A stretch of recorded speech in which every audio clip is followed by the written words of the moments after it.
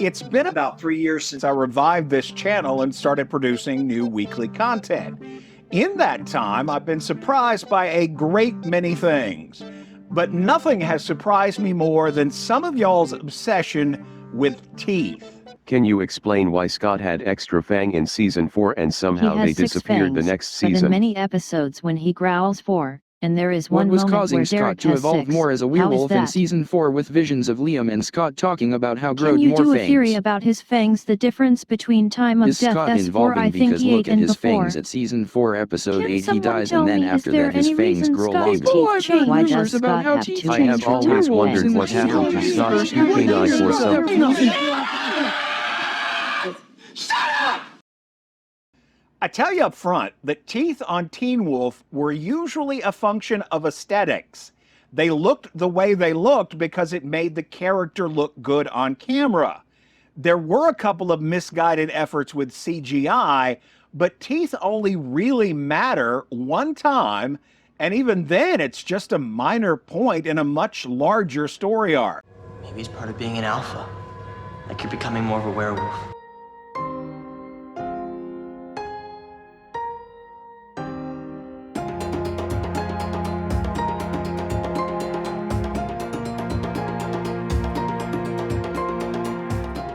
Teen Wolf led us into the idea of fangs kind of slowly. I mean, yeah, they showed the oversized bite mark on Scott, suggesting that some sort of shark bit him right in the six-pack. But the first close-up teeth we saw were Scott's little nubbins in the pilot episode. Now, those tiny taters were immediately replaced with a bigger set in the very next scene. This establishes in-universe that Teen Wolf teeth can change, just like all the other physical attributes, depending on the level of transformation and the level of control the individual has over their werewolf side. Of course, in reality, one of these scenes was done for the pilot presentation, and the other was added several months later after they got a full season order. But in universe, we have a canonical teeth thing now. It's a minor point, but it does come up later in season 4. You can see this difference in Peter's teeth and his encounter with Kate in the vault early in the season versus his final fight with Scott at the end. Out-of-control werewolves have a more pronounced bite. Anyway, back to the beginning. We had a situation late in season 1 where Teen Wolf wandered into the uncanny valley of ill-conceived CGI teeth.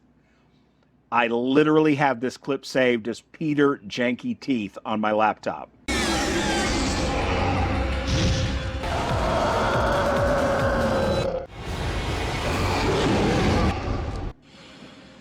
Keep in mind that this was more than a decade ago, and for all its ambition and the excellent writing and directing, Teen Wolf was a low-budget cable show. They did what they could to scare the crap out of us, and they were successful more often than not. But these teeth, oh boy.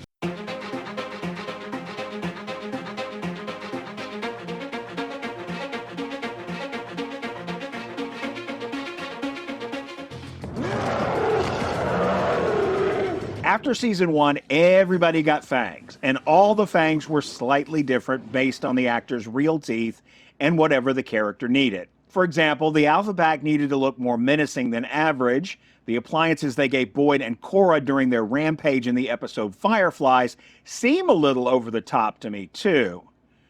And they did this thing where it's either a camera angle trick, some post-production witchcraft, or a special dental set, but in certain scenes, it seemed the teeth jutted forward to look more canine. That was a cool effect. Anyway, these were literally all choices made by the producers, directors, and special effects folks.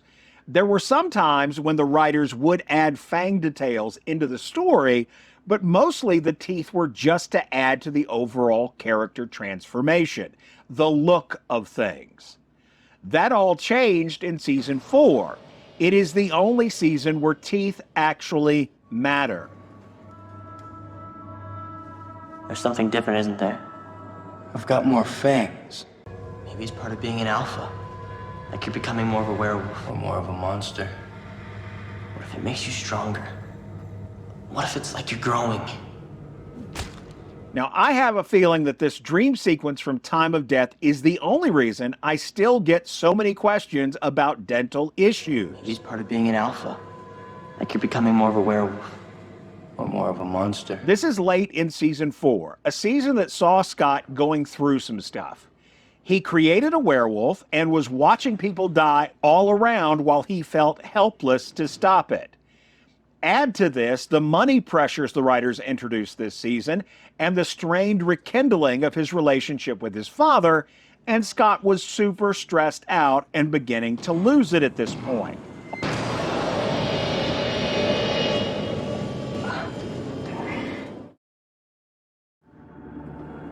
All this pressure would culminate in that warehouse scene where he almost gives in fully.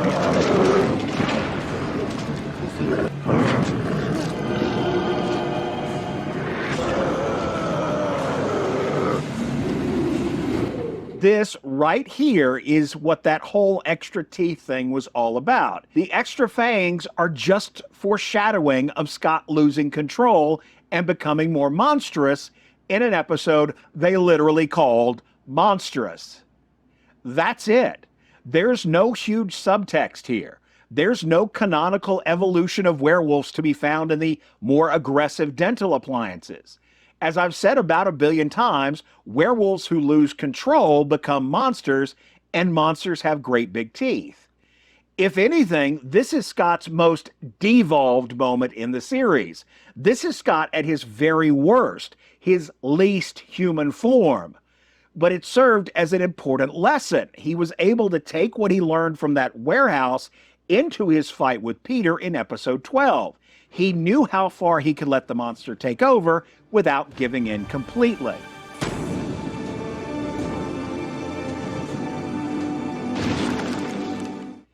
As to why they switched back to a more regular-looking dental appliance for season 5, again, it's kind of a letdown because it's so simple.